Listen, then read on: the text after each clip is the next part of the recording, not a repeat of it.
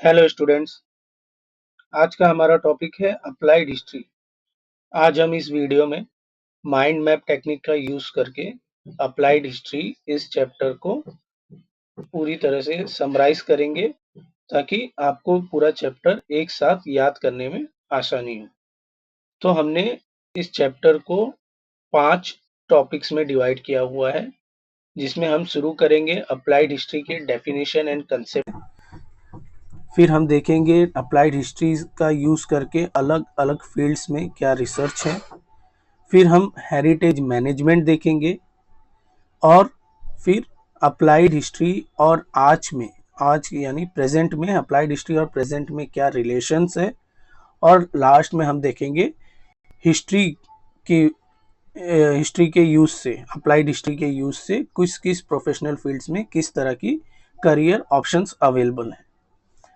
तो आज का वीडियो शुरू करते हैं पहले ब्रांच से, जो कि है definition and concept, applied history के डेफिनेशन एंड कंसेप्ट से। तो अप्लाइड हिस्ट्री के कंसेप्ट को हम समझना चाहे तो अप्लाइड हिस्ट्री को हम पब्लिक हिस्ट्री भी कह सकते हैं। पब्लिक हिस्ट्री इसलिए क्योंकि अगर सिर्फ हिस्ट्री की बात करें तो हिस्ट्री एक तरह से हिस्टोरियन ने लिखी और स्टूडेंट्स ने उसको पढ़ी, तो ज़्यादातर ऐसा मिसगिविंग है सोसाइटी में कि जो हिस्ट्री सिर्फ पढ़ने के लिए ही है। लेकिन जब हम हिस्ट्री को एज एन पब्लिक हिस्ट्री पढ़ते हैं, जब वो हिस्ट्री पब्लिक के यूज़ में आती है, पब्लिक के इकोनॉमिकल ग्रोथ को बढ़ाती है, पब्लिक के नॉलेज को बढ़ाती है, तो वो हिस्ट्री बहुत यूज़फुल होती है। ऐसी हिस्ट्री को अप्लाइड हिस्ट्री हम कह सकते हैं। इसे पब्लिक हिस्ट्री या अप्लाइड हिस्ट्री कहते हैं। और ये इस मिसगिविंग को, इस मिस इन्फॉर्मेशन से ओवरकम करने में हेल्प करती है कि हिस्ट्री सिर्फ पढ़ने की चीज़ है, हिस्ट्री का प्रैक्टिकल लाइफ में कुछ यूज़ नहीं है, हिस्ट्री एक यूजलेस चीज़ है। इस मिसगिविंग से ओवरकम करती है। और इसके और बेनिफिट हैं कि ये हमारे लाइफस्टाइल को एनालिसिस करती है। आज के टाइम के हमारे लाइफस्टाइल, अलग अलग सोशल इश्यूज, सोशल प्लानिंग को एनालाइज करती है। और अगर आज कुछ सोशल इशू है तो हिस्ट्री में उसके सॉल्यूशन ढूंढने में हेल्प करती है। उसके लिए कुछ पॉलिसी गाइडेंस बनानी है तो उसमें हेल्प करती है। तो ये तो हुआ डेफिनेशन एंड उसके कंसेप्ट कि अप्लाइड हिस्ट्री क्या है। अब हम अप्लाइड हिस्ट्री का यूज से अलग अलग फील्ड्स में उनके रिसर्चेस देखेंगे।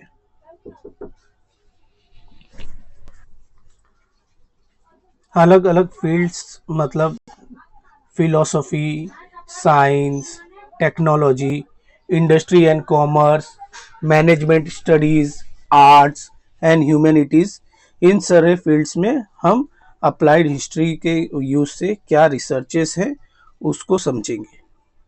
तो शुरू करते हैं हम फिलोसफी से। फिलोसफीज क्या है कि अलग अलग स्कॉलर्स की सोच, आइडियोलॉजीज।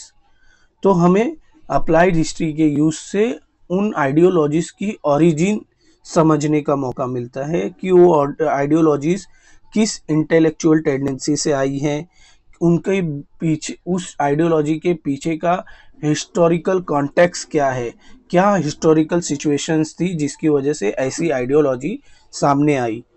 और फिलॉसफी को समझने के साथ उस फिलॉसफी की लैंग्वेज और उस लैंग्वेज की हिस्ट्री समझने में भी हमें हेल्प मिलती है with use of applied history. फिर हम देखें साइंस, तो साइंस की क्रोनोलॉजी समझने में अप्लाइड हिस्ट्री हमें बहुत हेल्प करती है। साइंस की क्रोनोलॉजी मतलब डिस्कवरीज की टाइमलाइन, इन्वेंशंस के सीक्वेंस, कौन सी डिस्कवरी कब हुई उसकी टाइमलाइन समझती है, कौन सी इन्वेंशन पहले आई, उसके बाद क्या इन्वेंशंस हुए, इन्वेंशन के सीक्वेंस समझने में हेल्प करती है। और हमें हेल्प करती है कॉज इफेक्ट चेन को समझने में, जो कि समझ में आता है कि ह्यूमन क्यूरियोसिटी, जब भी ये एज एन कॉज आए तो उसके इफेक्ट में कुछ साइंस डेवलपमेंट हुए, कुछ इन्वेंशंस हुए। तो इससे हमें साइंस की कॉज इफेक्ट चेन समझ में आती है कि कैसे अलग अलग समय में अलग अलग ह्यूमन नीड्स, अलग ह्यूमन क्यूरियोसिटी की वजह से हम हमेशा साइंस में डेवलपमेंट करते रहे। तो साइंस के डेवलपमेंट के लिए भी अप्लाइड हिस्ट्री पढ़ना जरूरी है।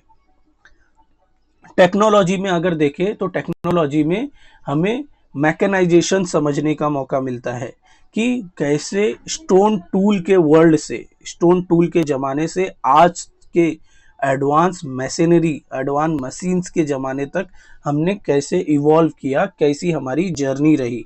हमें इसमें समझ में आता है कि साइंस और टेक्नोलॉजी के बीच में क्या म्यूचुअल डिपेंडेंसी है। अगर हम देखें तो जैसे ही हमने अच्छी साइंस पढ़ी, उस साइंस के बेस पे हमने कुछ नई टेक्नोलॉजी लाई, फिर उस नई टेक्नोलॉजी से साइंस को और अच्छे से समझने का मौका मिला, और ये नई साइंस से फिर एक नई टेक्नोलॉजी आई, और फिर नई टेक्नोलॉजी से नई साइंस, और नई साइंस से नई टेक्नोलॉजी। तो इससे समझ में आता है साइंस और टेक्नोलॉजी दोनों ही म्यूचुअली डिपेंडेंट है, और इन टेक्नोलॉजी का यूज करके एग्रीकल्चर, आर्किटेक्चर के एवोल्यूशन के ट्रांजिशंस उनके समझ में आते हैं कि किस तरह से एग्रीकल्चर शुरुआत में कितने प्रिमिटिव तरीके से होता था, आज कितने एडवांस तरीके से होता है। कैसे आर्किटेक्चर में चेंजेस आए, पहले छोटे छोटे घर झोपड़ियाँ बनती थी या शुरुआत में सिर्फ केव में रहते थे, आज इतनी बड़ी बड़ी इमारतें, इतनी बड़ी बड़ी बिल्डिंग्स, स्काई स्क्रैपर्स बन सकते हैं। तो आर्किटेक्चर में, एग्रीकल्चर में टेक्नोलॉजी की वजह से क्या एडवांसमेंट, क्या इवॉल्व हुआ, ये सब हमें अप्लाइड हिस्ट्री पढ़ने की मदद से पता चलता है। इंडस्ट्री एंड कॉमर्स में हमें कल्चरल इंटरेक्शन सीखने का मौका मिलता है कि कैसे ट्रेड्स जैसे जैसे बढ़ा, समाज में, सोसाइटी में जैसे जैसे ट्रेड बढ़ा, वैसे वैसे अलग सोसाइटीज एक गांव से दूसरे गांव में जाने लगी, उनके कल्चरल इंटरेक्शंस होने लगे, एक ने अपना कल्चर दूसरे को दिया, दूसरे ने अपना कल्चर कहीं और पास ऑन किया, और हर एक के कल्चर इंटरेक्ट करने लगे, और लोग ज़्यादा कल्चरली ग्रोथ करने लगे। हमें मार्केट चेंज दिखता है, ये समझ में आता है। अगर हम अप्लाइड हिस्ट्री देखें इंडस्ट्री एंड कॉमर्स की, तो हमें समझ में आता है मार्केट कभी एक जैसा नहीं रहा, मार्केट हमेशा चेंज होता रहा। उसी में हमें इकोनॉमिक इंस्टीट्यूशन, ट्रांजेक्शन्स के टाइप, ट्रांजेक्शन्स के नेचर में जो चेंजेस हुए वो समझ में आता है। कैसे एक छोटे से गांव के मार्केट आज ग्लोबल लेवल के मार्केट तक पहुंच गए हैं, छोटे से गांव के बैंक आज ग्लोबल बैंक, वर्ल्ड बैंक बन गए हैं, बड़े शेयर मार्केट्स बन गए हैं। तो इस तरह के इकोनॉमिक इंस्टीट्यूशन, ट्रांजेक्शन्स के नेचर, ऑनलाइन ट्रांजेक्शन शुरू हो गए हैं, सब हमें ये चेंजेस अप्लाइड हिस्ट्री के थ्रू पता चलते हैं। और कैसे अलग अलग सोशल ऑर्गेनाइजेशंस डेवलप हुए, एग्रीकल्चर के social organization, industrial social organization, इस तरह के अलग अलग सोशल ऑर्गेनाइजेशन किस तरह डेवलप हुए, ये हमें इंडस्ट्री एंड कॉमर्स की अप्लाइड हिस्ट्री पढ़ने से समझ में आता है। मैनेजमेंट स्टडीज देखें तो मैनेजमेंट स्टडीज की अप्लाइड हिस्ट्री पढ़ के हमें प्रोडक्शन चेन का एनालिसिस समझ में आता है, किस तरह से प्रोडक्शन चेन काम करती है, और वो एवॉल्व हुई किस तरह से, रॉ मटेरियल से मशीनरीज का यूज करते हुए हम फाइनल प्रोडक्ट बनाते हैं, और वो टाइम टू टाइम कैसे चेंज हुआ।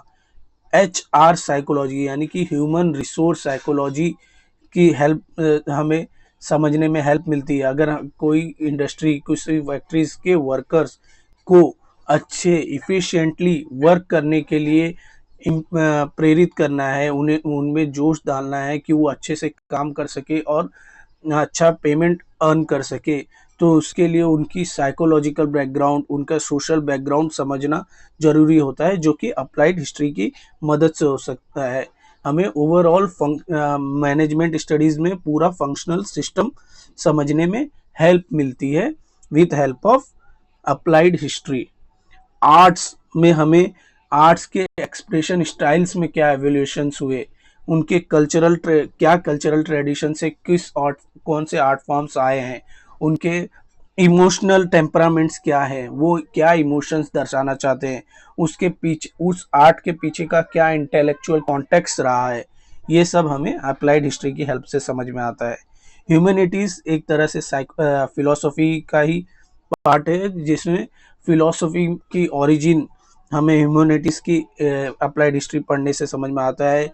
किस तरह से सोसाइटी इवॉल्व हुई है, डिसिप्लिन ग्रोथ हुआ है सोसाइटी में, सोसाइटी के इकोनॉमिकल रूट्स क्या हैं, सोसाइटी कहाँ से कहाँ तक पहुँची है सोशियोलॉजिकली या इकोनॉमिकली, और सोसाइटी में किस तरह की एकेडमिक पढ़ाई को लेकर, जानकारी को लेकर, नॉलेज को लेकर क्या एवोल्यूशंस हुए, क्या ग्रोथ हुए, पहले हमारे पास कितना नॉलेज था, आज के टाइम पे कितना नॉलेज है, ये सब हमें ह्यूमैनिटीज की अप्लाइड हिस्ट्री पढ़ के समझ में आता है।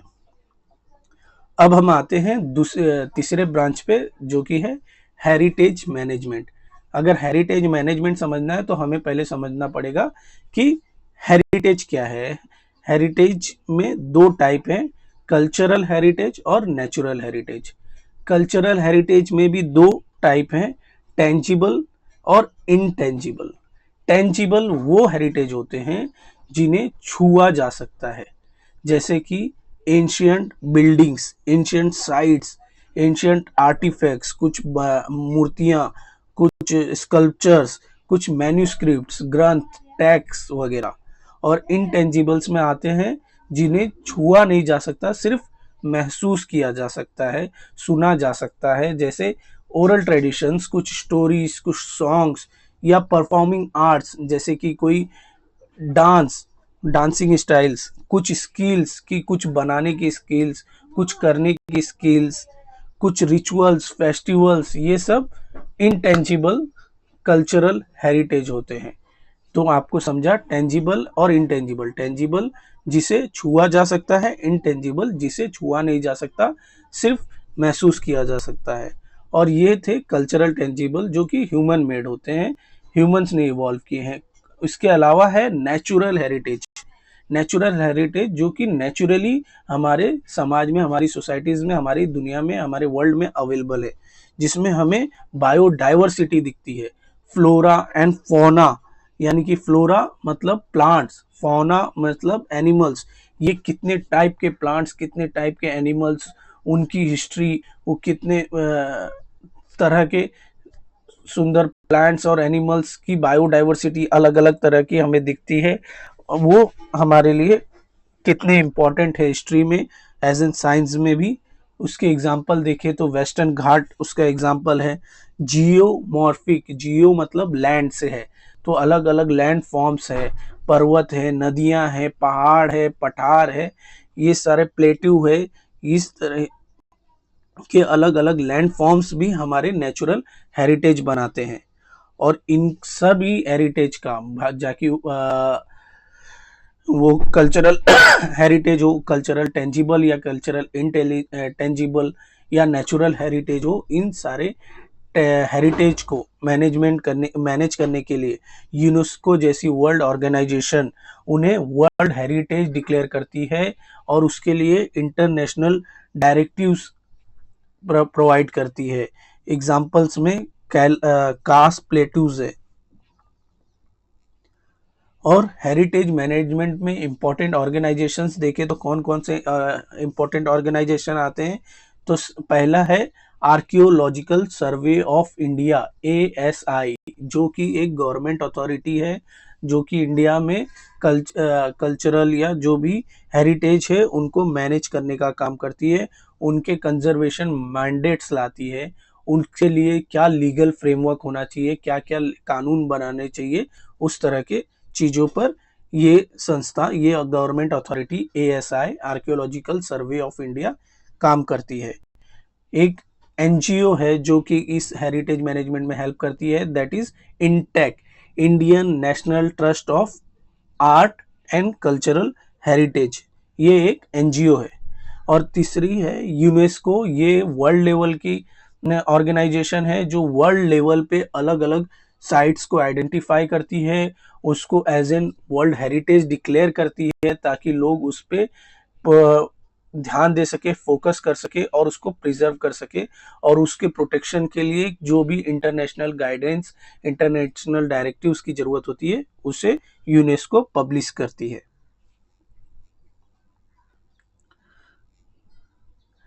अब हम देखेंगे अप्लाइड हिस्ट्री और आज के समय में, प्रेजेंट में क्या रिलेशंस है, अप्लाइड हिस्ट्री आज के टाइम पे क्यों यूजफुल है। तो अप्लाइड हिस्ट्री तो सबसे पहले हमारी अपनी आइडेंटिटी बिल्ड करती है, आज हमारा समाज और हम कहाँ हैं, हिस्ट्री में हम कहाँ पहुंच के आए हैं, हमने किस तरह से एक एंशियंट, बिना साइंटिफिक एवोल्यूशन से लेके इतनी एडवांस साइंस तक का हमारा जर्नी कैसा रहा वो समझने में हेल्प करती है।